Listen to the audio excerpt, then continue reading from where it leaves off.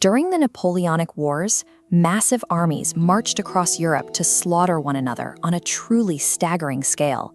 How exactly do millions of people suddenly convince themselves to abandon their homes and kill strangers?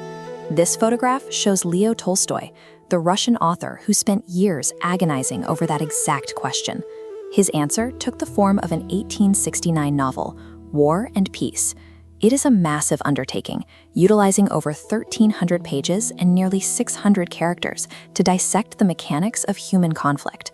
This painting depicts Napoleon at the Battle of Austerlitz. It perfectly captures the traditional historical myth that Tolstoy wanted to destroy, the idea that history is driven by grand decrees handed down by emperors, generals, and politicians. Tolstoy believed that framework was entirely false. To understand the true mechanics behind a global tragedy, we must completely ignore the supposed leaders and look directly at the chaotic, flawed lives of ordinary individuals. To prove this, Tolstoy built a narrative structure decades before the invention of cinema that functions exactly like a movie camera. He writes scenes that sweep across massive geopolitical front lines and then zoom rapidly down into a quiet, candlelit aristocratic salon. He mounts a sort of guerrilla warfare on our expectations as readers. A whispered argument over a teacup is given the exact same historical weight as a bloody cavalry charge. In Tolstoy's framework, the battlefield and the drawing room operate as two sides of the exact same continuous engine driving human history. This diagram maps the core variables of Tolstoy's philosophical equation. We follow three main Russian aristocratic families, the Rostovs, the Bolkonskis, and the Kuragins, expanding outward into a dense web of interconnected characters. Take Prince Andrei Bolkonsky. He begins the story arrogant and desperate for military glory on the front lines. After witnessing the carnage firsthand, he finds himself entirely disillusioned by the brutal, meaningless reality of the war. Then there is Pierre Bezukhov, the illegitimate heir to a massive fortune. He spends his days navigating high society, desperately searching for emotional control and spiritual meaning in a superficial world. And Natasha Rostova radiates an impulsive vitality. Her irrational choices and sudden romances represent humanity's raw, unfiltered urge to simply be alive. Their personal moral failures, financial ruins, and forbidden romances serve as the literal foundational building blocks of the historical era.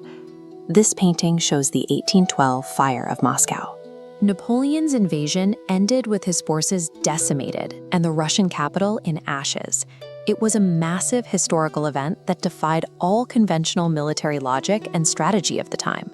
This document highlights how Tolstoy used a specific concept from calculus to explain the war.